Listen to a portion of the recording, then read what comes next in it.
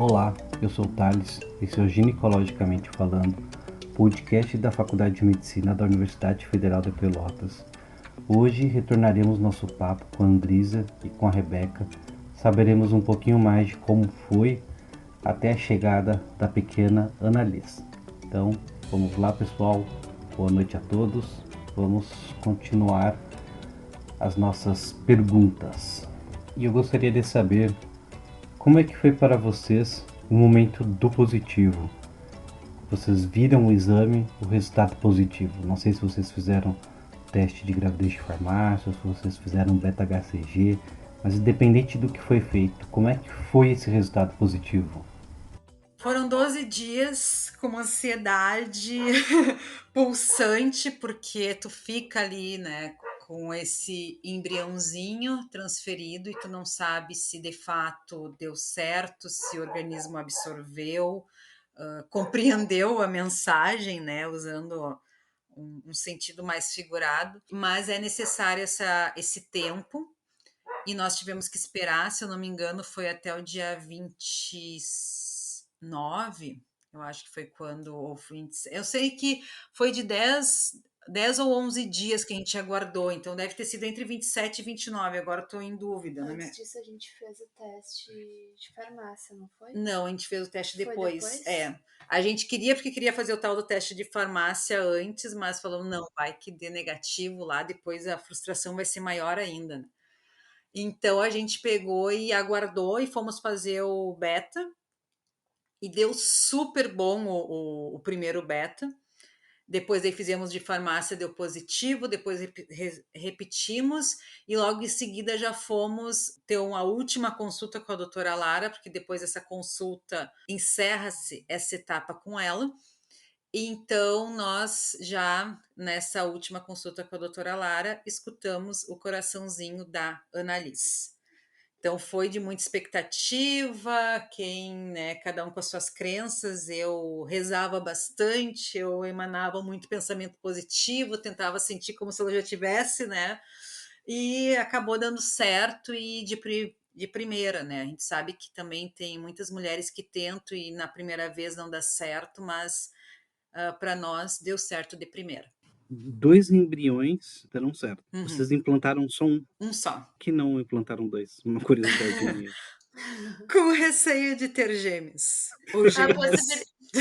a possibilidade de gêmeos era extremamente alta, né? Então a gente já com esse receio optamos por não colocar os dois embriões no primeiro momento e Isso foi uma pergunta, inclusive, da doutora Lara, né? Ela chegou um dia para nós e falou: nós precisamos decidir uma coisa muito importante. Eu pensando, né? Lá vem bomba de novo, né? Porque a primeira vez foi e a 5 Andresa é anos. louca para botar dois. E eu fiquei tentada. Falei, ai, quem sabe a gente já coloca dois, né? Vamos colocar os dois, porque na minha família, até a última contagem assim, de casais de gêmeos eram 19. Eu falei, quem sabe, né? A gente coloca, já vem gêmeos, já vou ter o 20º casal da família de gêmeos, né? Mas aí a gente pensou bem e na nossa condição enquanto casal, no que a gente conseguiria ou não, não sei se foi uma escolha consciente, inconsciente, mas nós optamos por, nesse momento, ser um só. E o outro? O que aconteceu com o outro? Está lá na clínica, né, aguardando, quem sabe, logo mais Futuro. para frente, a Annalise vai ter um irmãozinho, uma irmãzinha. E quando foi que vocês decidiram compartilhar essa notícia com as pessoas que convivem com vocês? Como é que foi? Bom, primeiro a gente fez todo o tratamento sem partilhar com os familiares, né? Porque achamos que seria um momento de ansiedade, poderia criar expectativa demais. A gente já estava, né, à flor da pele durante um ano, já ficamos, então, mais gente acompanhando essa história e não seria ruim, mas ao mesmo tempo, né, seria, não, talvez não seria bom para nós, para nossa saúde mental, assim, diante de tamanha expectativa e ansiedade. Então, nós optamos por fechar toda essa etapa, após a transferência, ter o positivo e aguardar um período ali para esse embrião se desenvolver, para a gente contar para a família. Nesse meio tempo, comecei a ter os enjoos, né? Precisei ficar um pouquinho de repouso em função de um leve corrimento que deu, que é muito resultado da própria transferência ali do embrião. Então, nesse momento nós decidimos, tá, vamos começar a contar para a família. Então contamos para minha família, posteriormente contamos para a família da Rebeca e foi assim, ó, nos surpreendeu positivamente, né, amor? Exatamente. Porque a gente tinha sempre a gente tem um pouco de receio assim do que vão dizer, o que vão falar. Nós, na minha família mesmo, eu sou o primeiro, acho que nas nossas famílias nós somos o primeiro casal homoafetivo, então passa uma série de coisas na nossa cabeça e principalmente com a chegada de um outro serzinho. E a gente contou e fomos extremamente bem acolhidos. Então, essa notícia de um bebê ou uma bebê chegando, eu acho que ela fez o só amor avisou. sobressair, né? Tipo, o amor ali sobressaiu a qualquer tabu, qualquer preconceito ou qualquer sentimento que pudesse gerar um estranhamento ou que pudesse interferir de alguma forma, né? Na situação em si. Então, a Annalise veio assim para somar amor, tanto na minha quanto na família da Andrisa. Então, foi um sinônimo de amor e de aproximação, né? Exatamente. E a gente sempre, desde o primeiro momento, quando a gente deu a notícia para as pessoas, a gente foi muito aberta em relação a contar sobre o tratamento, né? Então, como era uma coisa nova, né, para as duas famílias, a gente já dava notícia contando que nós fizemos um tratamento, como foi. Então, a gente sempre teve um diálogo muito aberto em relação a isso, e não é à toa que a gente também já construiu todo um álbum para contar essa história para a Annalise. Conforme ela for crescendo, a gente tem já toda uma história em forma de imagens para ela ir, né, conhecendo o nascimento desse nosso amor, o nosso desejo de ser mães, né, e como que de fato ela chega até nós.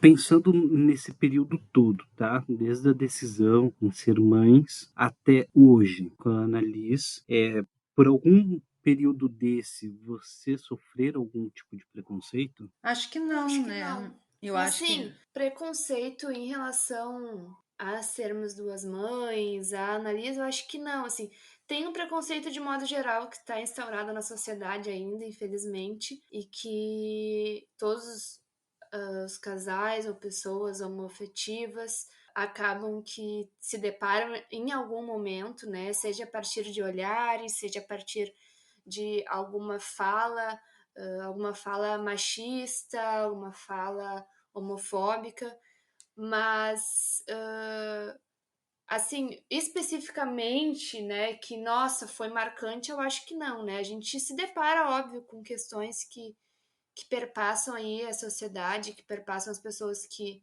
a gente se depara em diversos locais, mas diretamente nós não, nunca assim, né? sofremos, né? Pode ser que tenha acontecido no nosso entorno e não termos percebido, mas assim, Sim. nos afrontar alguma coisa, a gente se depara assim com pessoas que não conseguem compreender muito essa questão de como, né, ser duas mães, ter uma criança, né, que coloca algumas questões, mas aí não, talvez seja muito mais uma dificuldade da própria pessoa do que, né, que seria com a gente ou com qualquer outro casal do que propriamente conosco, assim, né?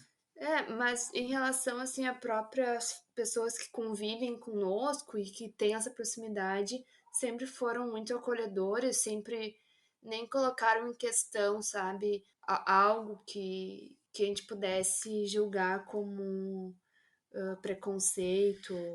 Mas tem um movimento, Thales, que a gente precisa fazer constantemente, que é estar dizendo que somos duas mães, porque geralmente em todos os lugares que nós vamos tem essa questão, né, de quem que é o pai. Então a gente já chega e fala, a Annalise tem duas mães, nós somos duas mães. E isso a gente percebe nesse momento aí que a gente percebe algumas reações assim nas pessoas mais diretamente, tanto em relação, depois eu acho que a gente vai falar um pouco de registro e coisa, em relação a isso, se a gente percebe algumas formalizações que ainda seguem o antigo modelo, né, entre mãe e pai, mas fora isso, assim, não, eu acho que estamos num contexto muito privilegiado. Durante a gestação para Natal, todo aquele período das 40 semanas, como é que foi para vocês duas? Bom, foi maravilhoso. Primeiro, porque encontramos um médico que já era o meu ginecologista, que é o Dr. Guilherme Bica, maravilhoso, e que nos deu todo o suporte, todo o apoio, todo o incentivo e nos ajudou a curtir esse momento, né, de uma maneira muito tranquila. Uma coisa importante ressaltar, né, do Dr. Guilherme é que ele, desde o primeiro momento que a gente foi lá, ele nos recebeu como duas mães. Então, ele não, apesar da Andrisa estar gestando, ele nunca voltou a olhar só para ela, ele sempre se direcionava a nós duas enquanto mães. Então, isso foi o que, uma das coisas, né, dentre todo o profissionalismo e dele, né, isso foi uma das coisas que nos pegou de primeira, assim, né, o como ele nos recebeu e o quanto isso foi importante para a nossa escolha para ficarmos com ele e também durante todo esse processo gestacional. Exatamente. E aí foi sendo muito tranquilo, porque nós estávamos ainda num período de pandemia, eu estava trabalhando online, mas no próximo do final da gravidez que eu voltei para ministrar aula presencial. Então foi possível ter uma gravidez tranquila, mais em casa, né, mais preservada da questão de todos os vírus que estavam soltos por aí, que até hoje estão, e a gente foi curtindo muito, assim, e a sensação que dava era que ao mesmo tempo que passava muito rápido, parece que demorava uma eternidade para passar. Mas a nossa maior expectativa era todo mês a gente ir lá fazer a consulta, né, com o Dr. Guilherme para ver quanto que a neném tinha crescido, porque na 12ª semana nós já tínhamos 90% de probabilidade que seria a Annalise, e confirmamos na 22ª. Então a gente ia, fazia todo mês, então ia acompanhando a neném se desenvolvendo super bem, e nós partilhando e compartilhando muito amor. E eu estava me sentindo linda e maravilhosa e adorando gestar, estava me sentindo muito bem, adorando sentir a Annalise na barriga. E a Rebeca mesmo à parte, né, no sentido de não estar no meu corpo, mas também ela ia sentindo, ia participando, e estava envolvida em todo esse processo. E o nascimento, como é que foi? A escolha da via de parto, o momento específico, pensando em vocês duas, quando vocês viram a Annalise, como é que foi esse momento assim mais específico da gestação? Eu vou falar até uma parte, depois eu vou deixar para a Rebeca falar também, porque ela teve uma participação muito ativa nesse momento. Annalise ficou sentada toda a gravidez. Não teve jeito da moça virar. E eu tinha um pouco de dificuldade, assim, em relação ai, será que eu vou querer parto normal? Será que eu vou na cesárea? Tinha um pouco de dificuldade em fazer uma escolha, né? Uma escolha que de fato desse vazão porque realmente queria, porque eu sabia o que eu queria. Mas aí então a Annalise, por estar sentada, e já estarmos, né, indo para o final da gestação, a gente optou pela cesárea. E aí foi muito tranquilo, assim, porque no meu quando eu imaginava como era, né, dar à luz a uma criança, eu imaginava uma série de coisas, né, e todo um procedimento, e para mim foi uma coisa tão tranquila de chegar, de me preparar, logo já estar lá na sala de parto, a Annalise nascer, daqui a pouco eu já estar com ela nos braços, e a recuperação foi muito rápida, que a gente só tinha, era só gratidão, assim, porque foi tudo muito leve, com exceção quando ela precisou tomar banho de luz, né, fazer os banhos de luz em função do amarelão, da bilirrubina alta. Mas o mais foi muito tranquilo, assim, e todo esse processo de cesárea com o doutor Guilherme, parece que foi leve, assim, não imaginava que fosse ser uma coisa tão tranquila, talvez pela leveza, profissionalismo, a maneira que de fato ele é e como ele encara as coisas. Mas vou passar para a Rebeca, porque a Annalise nasceu, né? Eu senti ela, mas ela foi imediatamente para os braços da Rebeca. Então teve aquela questão, né, ao mesmo tempo que ela não ficou tanto tempo comigo aconchegadinha, mas ela imediatamente foi para os braços da Rebeca e isso nos contemplou muito enquanto casal, enquanto duas mães. Sim, então eu acompanhei todo o parto, né, desde o início. Fiquei ali na sala de parto e vendo tudo, então foi para mim que sempre fui meio assim, não gosto de cirurgia, não vou assistir, não sei o quê. Para mim foi muito marcante, desafiador também me colocar naquele lugar, né? De estar olhando ali e de estar com um olhar curioso também, de pergunta para o Dr. Bica de cada processo que estava acontecendo durante a cesárea. Então foi muito legal e muito especial esse momento. E ver assim o momento exato da Annalise saindo da barriga foi muito emocionante. Então, como a Andresa falou, né? Após ali o nascimento, ela foi diretamente para Andresa para sentir, né, o calorzinho, mas imediatamente após os procedimentos necessários, ela já foi imediatamente para o meu colo. Então, eu acompanhei todo ali os primeiros processos dela, já na sala, né, na maternidade ali, com as enfermeiras. Então, eu fiquei todo esse tempo, enquanto a Andresa ainda estava ali finalizando a cirurgia, eu fiquei todo esse tempo com a Annalise no colo. Então, acho que foi extremamente importante, porque, né, ela sentiu o cheirinho lá de uma mãe, da Andresa, e imediatamente já foi para os meus braços e eu pude ficar ali com ela, né? Ela sentiu também o meu cheiro, sentiu o meu calor. Então, foi muito importante, assim, para nós duas, né?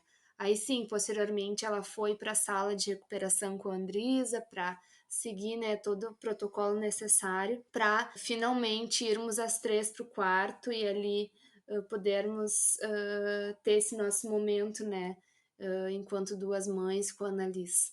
E passando do momento feliz para o momento burocrático, questão da certidão de nascimento dela, como é que foi isso?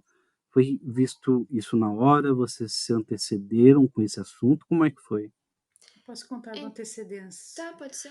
Isso era uma coisa que me deixava um pouco angustiada, porque eu sou um pouco ansiosa e preciso saber todas as coisas antes. E aí, então, uns 2, 3 meses antes, eu comecei a entrar. Não, 2 meses antes, eu entrei em contato com o próprio cartório para saber o que era necessário no dia do registro e se teria, né? A gente, como não tinha outras referências, não sabia se era tranquilo, se precisava de alguma outra judicializar, sei lá, passava mil coisas na cabeça. Mas a gente viu que era muito simples, né? A gente precisaria ter um relatório da clínica, a certidão de vida, alguns documentos nossos para fazer o registro da Annalise. Bom, então, após o nascimento, imediatamente com esses documentos, né, que a Andresa acabou de salientar, a gente foi até o cartório, né? Minha mãe me acompanhou nesse processo, nesse momento. E por minha surpresa, assim, foi muito tranquilo, né? Eu entreguei os documentos, as documentações, foi preenchido, né, o que deveria ser preenchido.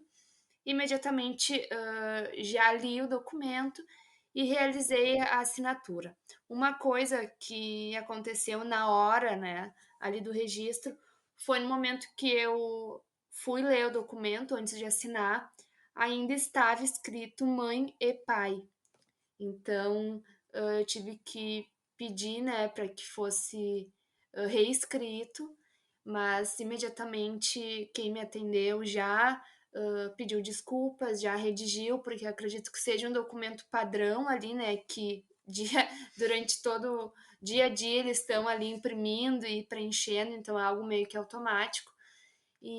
Mas no mesmo instante ela já reescreveu, já redigitalizou e eu já assinei, e na hora então já obtivemos a certidão da Annalise, já com registro das duas mães, com os dois sobrenomes, né, o meu e da Andrisa. Inclusive, uma dúvida, né, que pode surgir é, como é que ficou o sobrenome? Vai o sobrenome de quem primeiro, né? A gente pode escolher, então a gente escolheu qual sobrenome iria primeiro, qual iria ficar de segundo, então isso foi bem tranquilo também. E foi isso, né? Eu acho que não teve grandes complicações, assim. Uma coisa, só uma curiosidade: nós fomos fazer a carteira de identidade da Annalise agora, mês passado.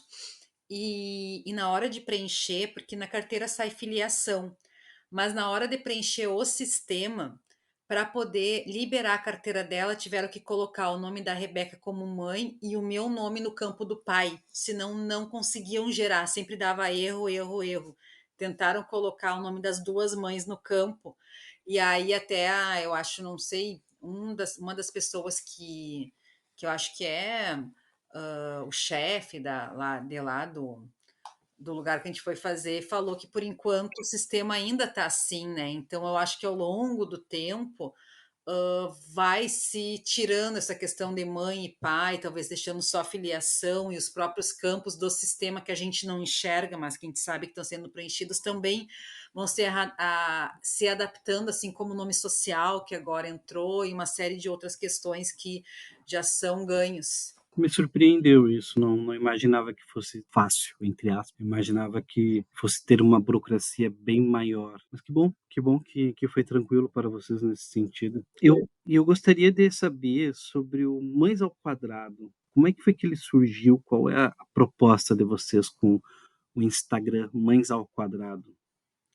Bom, Mamãe ao Quadrado, ele surge do nosso desejo de partilhar nossa experiência, mas também de se conectar com outras mães, porque a gente sentiu uma falta de referência para nós aqui em Pelotas, né? Quando a gente foi fazer o tratamento, nós não tínhamos a quem recorrer de perto. E quando eu tentava escrever para casais que a gente acompanhava de longe, que tinham muitos seguidores, também não nos respondiam.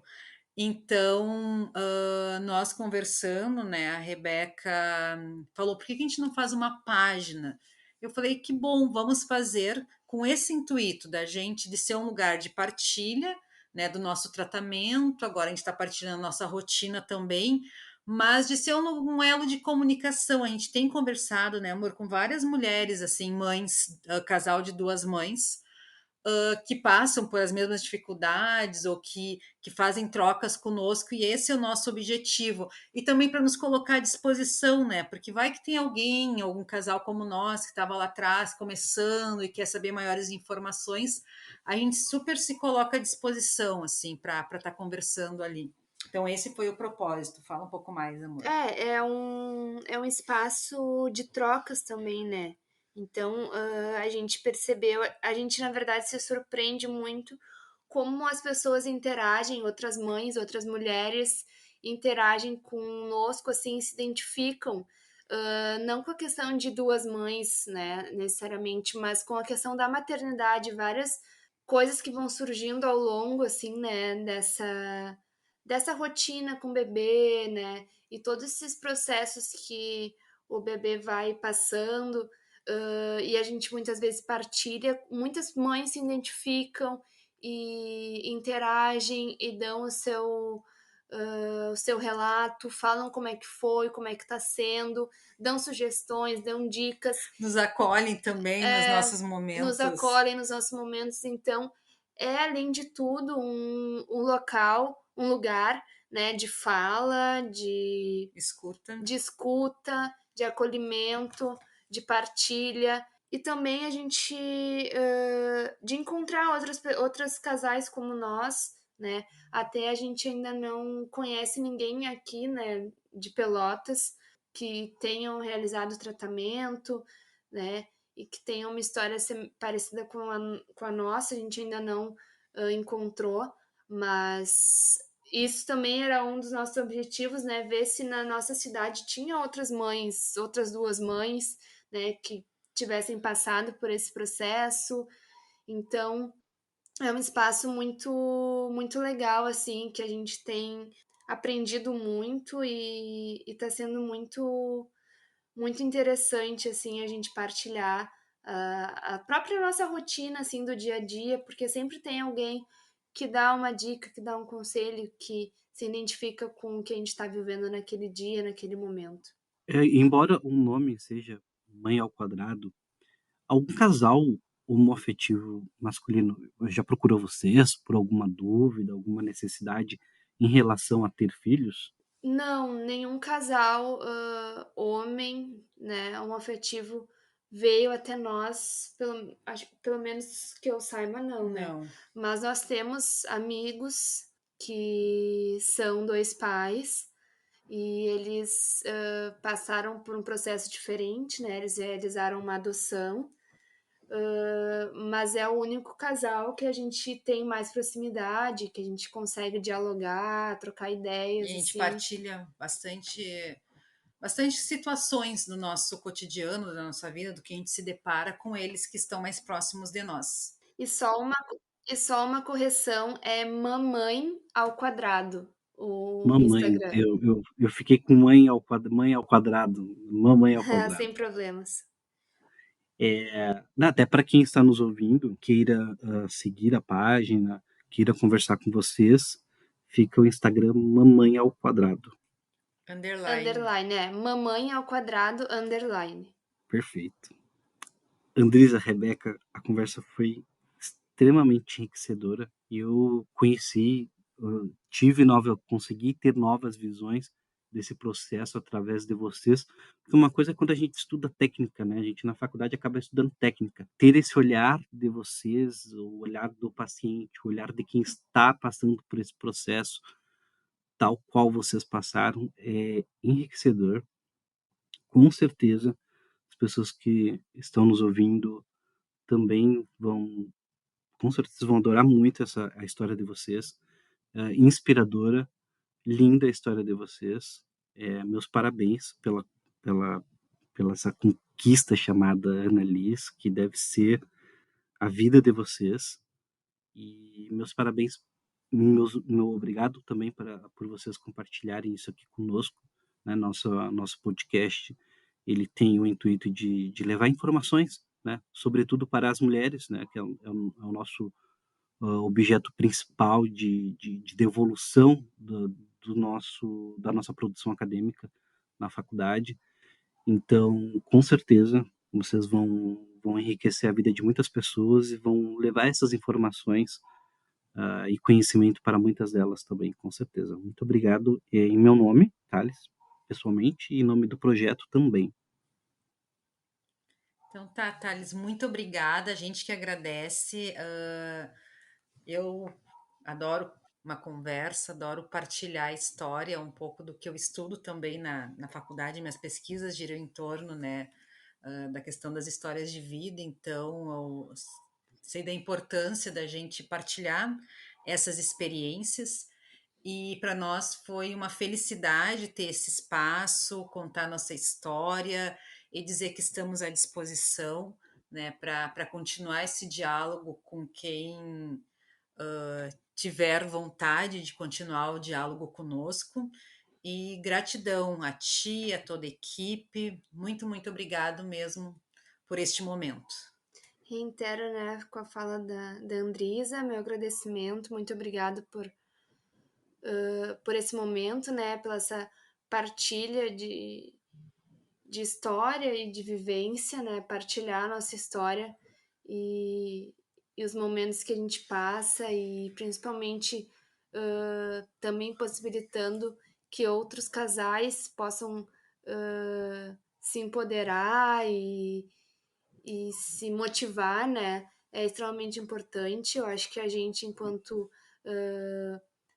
um casal homoafetivo, o nosso papel na sociedade também é esse, é de luta e que nós possamos ser ouvidos, né? E então, só estarmos aqui, sermos convidados por vocês, já é muito significativo para nós e que essa nossa fala possa chegar, né, em todas as mulheres, seja mulheres homossexuais, seja mulheres héteros, seja mulheres bi, seja, né, todos os tipos de mulheres e de como se veem e se enxergam, que a nossa fala então possa alcançar, né, e ser mobilizadora e nós estamos muito agradecidos assim por esse momento. Então ficamos sempre à disposição também.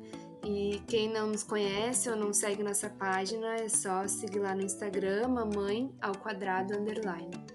Perfeito. Muito obrigado, Rebeca. Muito obrigado, Andrisa. Nos vemos na próxima terça-feira, pessoal, com outro assunto do nosso podcast.